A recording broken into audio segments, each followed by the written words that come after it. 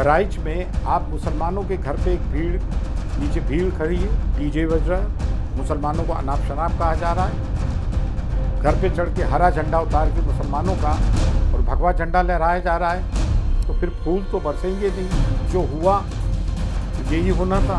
Newton's law of motion है, for every action there is equal and opposite reaction. आप घरों में भी घुस जाओगे, डीजे पे गालियाँ भी बकोगे, धर्म को भी गालियाँ बकोगे, हमारे लोगों को भी गालियाँ बकोगे, एक समुदाय मुसलमान समुदाय को गाली बकोगे, और फिर ये भी कहोगे कि मुसलमान रिएक्ट ना करें। और फिर जब रिएक्ट करते हैं तो उसके ऊपर जो है जिन्होंने एक्शन किया उसको तो वो भी मीडिया दिखाता नहीं है।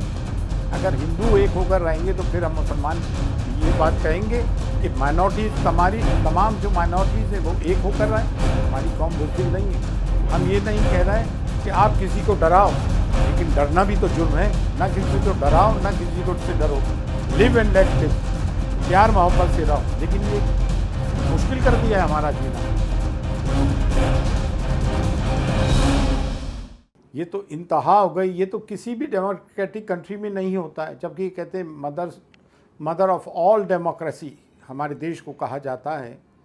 बहराइच में आप मुसलमानों के घर पे एक नीचे भीड़ खड़ी है, डीजे बज रहा है, मुसलमानों को अनाप शनाप कहा जा रहा है। घर पे चढ़ के हरा झंडा उतार के मुसलमानों का और भगवा झंडा लहराया जा रहा है, तो फिर फूल तो बरसेंगे नहीं।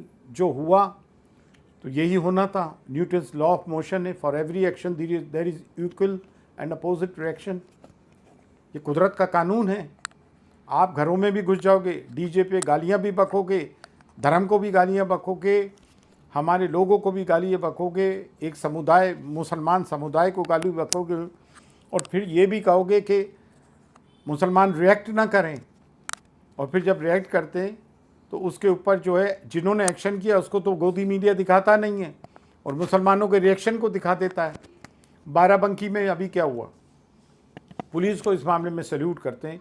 पुलिस अगर चाहे तो कुछ नहीं हो सकता अगर सेकुलर रोल निभाए।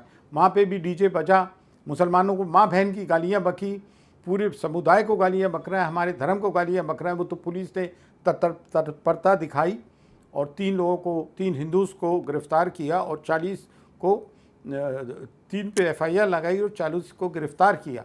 ये तो आए दिन का हो गया। नूपुर शर्मा से लेके यतीनन तक हमारे प्रॉफिट मोहम्मद सल्लल्लाहु अलैहि वसल्लम की शान में गुस्ताखी करते हैं, आज तक पकड़े नहीं जाते हैं कि हम किसी देवी देवताओं के लिए ऐसा कुछ करते हैं।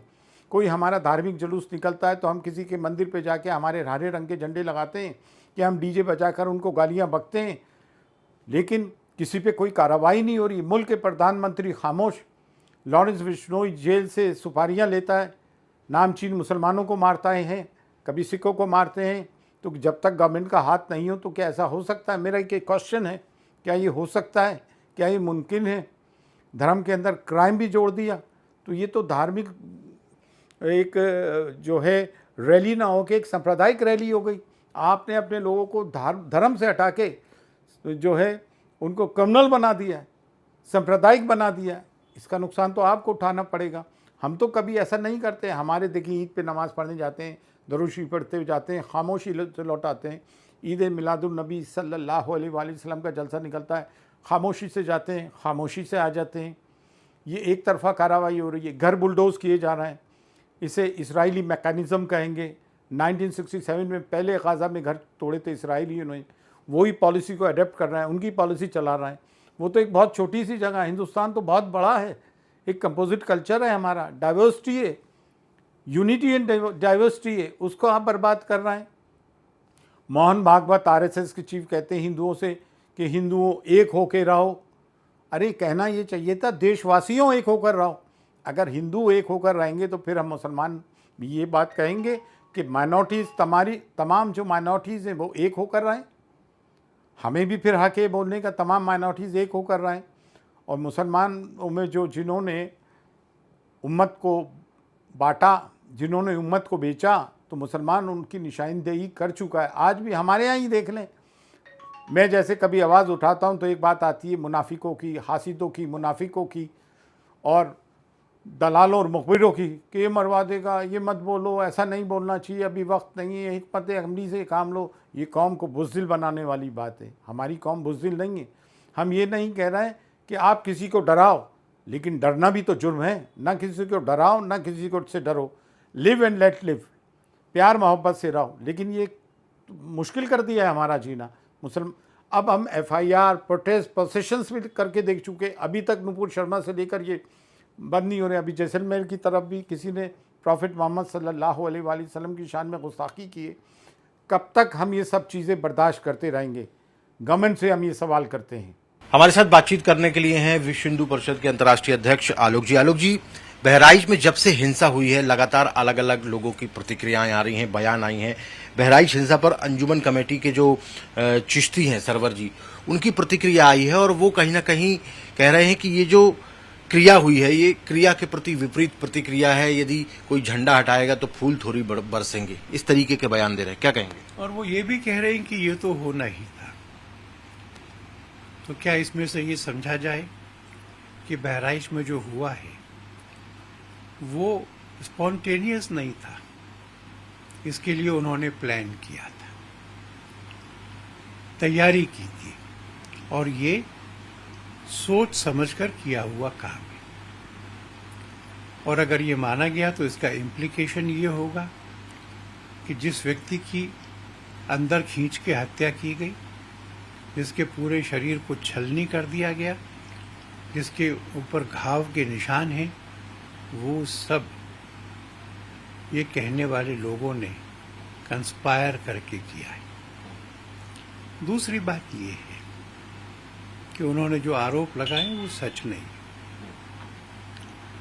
इस बार ऐसा कोई खबर नहीं आई देश भर में कि किसी मुस्लिम कार्यक्रम पर हमला हुआ हो। ऐसी भी कोई खबर नहीं आई कि कहीं किसी का झंडा मुसलमान के घर का उतार के हिंदू लगाया गया। और जो खबरें आई वो सब ये आई कि हिंदुओं के समारोहों और कार्यक्रमों पर हमला हुआ। अनेक जगहों पर यह हमला नाबालिग लोगों से, माइनर्स से सामने रखकर कराया गया है। ये एक माइनर जिहाद का भी रूप ले रहा है कि उन लोगों को आगे करो जिनको सजा नहीं मिल सकती। मैं उनको चेतावनी देना चाहता हूँ, भड़काऊ भाषा का इस्तेमाल ना करें, हत्या को और वायलेंस को जस्टिफाई ना करें। इसकी प्रतिक्रिया होती है, और जब वो प्रतिक्रिया गंभीर हो जाती है तो वो हमारे कहने से रुकती नहीं है। इसलिए ये सबको ध्यान रखना है कि भारत में सांप्रदायिक सद्भाव की जिम्मेवारी सब लोगों पर है। कोई एक छत पर चढ़ के चुनौतियां देता रहेगा और दूसरा शांत बना रहेगा, ऐसा सामान्य मानवीय व्यवहार के अनुरूप नहीं। मैं इस तरह के बयानों की निंदा करता हूं और चेतावनी देता हूं कि इम्तिहान न लें, सब्र के बांध को बना रहने दें, नहीं तो उनको भागने के रास्ते नहीं मिलेंगे।